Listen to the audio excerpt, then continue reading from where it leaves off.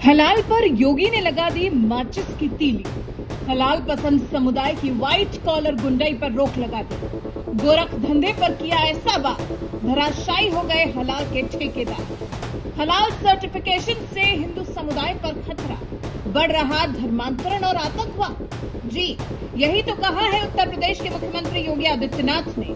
हलाल सर्टिफिकेशन से जो पैसा इकट्ठा होता है, जिसे भारत सरकार या फिर किसी भी राज्य सरकार से मान्यता प्राप्त नहीं है, वो पैसा दरअसल आतंकवाद के लिए, लव जिहाद के लिए और जबरन धर्मांतरण के लिए इस्तेमाल हो रहा है। भारत में हलाल का कोई सरकारी नियमन नहीं है। हलाल सर्टिफिकेशन निजी इस्लामिक निकाय करते हैं, जो बड़े पैमाने पर धन की मांग करते हैं। ये सर्टिफिकेशन सरकार की तरफ से पूरी तरह से अनियमित ही है, लेकिन फिर भी हलाल का जमकर प्रचार कर कंपनियों को मजबूर कर पैसे की उगाही की जा रही है। और वो पैसा कहाँ इस्तेमाल हो रहा है, सुनिए योगी आदित्यनाथ से। आप जब कोई सामान खरीदते हैं तो सामान खरीदते समय एक चीज जरूर देखिए, क्या उसमें हलाल सर्टिफिकेशन तो नहीं लिखा हुआ है।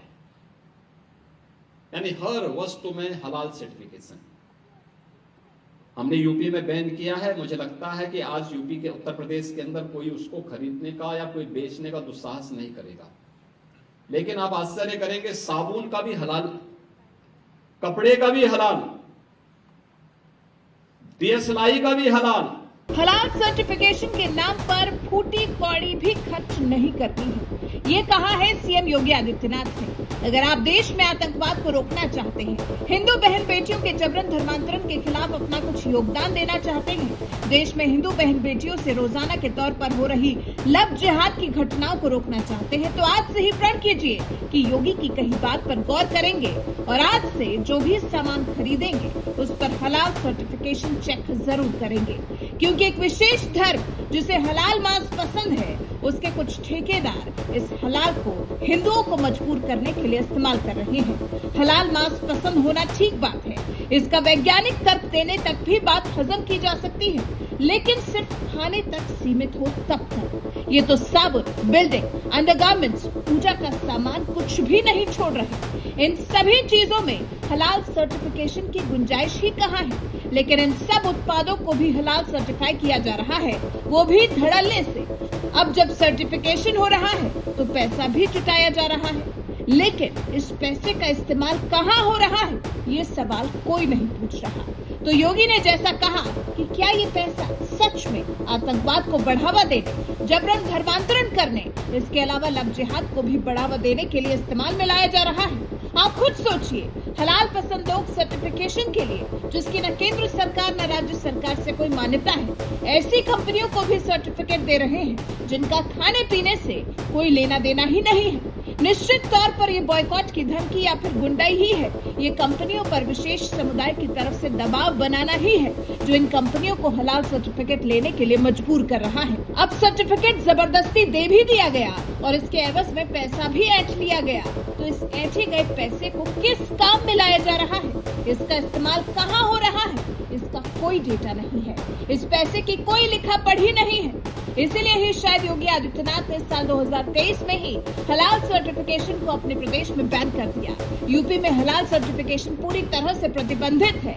योगी ने डंके की चोट पर कहा है, जनता से अपील की है कि जब भी आप कोई सामान लेने जाएं तो उसे देख कर ले। योगी के अनुसार ये देश की अर्थव्यवस्था और हिंदुओं की धार्मिक स्वतंत्रता पर एक सीधा खतरा है। ये सिर्फ एक इस्लामिक अवधारणा है जिसकी उत्पत्ति सऊदी अरब में हुई थी और इसका भारत और इसकी अर्थव्यवस्था से कोई लेना देना है ही नहीं, ना ही हिंदू आबादी से मानने के लिए बाध्यकारी है। लेकिन आज के माहौल में इसे धीरे धीरे कर हिंदुओं के लिए बाध्यकारी बनाया जा रहा है। इसका जोर शोर से प्रचलन हो रहा है। इसे भारत की अर्थव्यवस्था की जड़ में जबरन बोया जा रहा है। ये भारतीय उपभोक्ता संस्कृति पर हावी हुआ जा रहा है। अमूल, नंदिनी, हल्दीराम और बीकाजी जैसे ब्रांड्स के उत्पाद हलाल प्रमाणित हैं। इसके अलावा मांस, पोल्ट्री और खजूर के साथ साथ हलाल सर्टिफिकेशन अब सौंदर्य प्रसाधन और दवा उद्योगों में भी फैल गया है, जिसे रोकने के लिए ही योगी ने हिंदुओं को जगाने का काम किया है, हिंदुओं को जागरूक करने का काम किया है। सीएम योगी आदित्यनाथ ने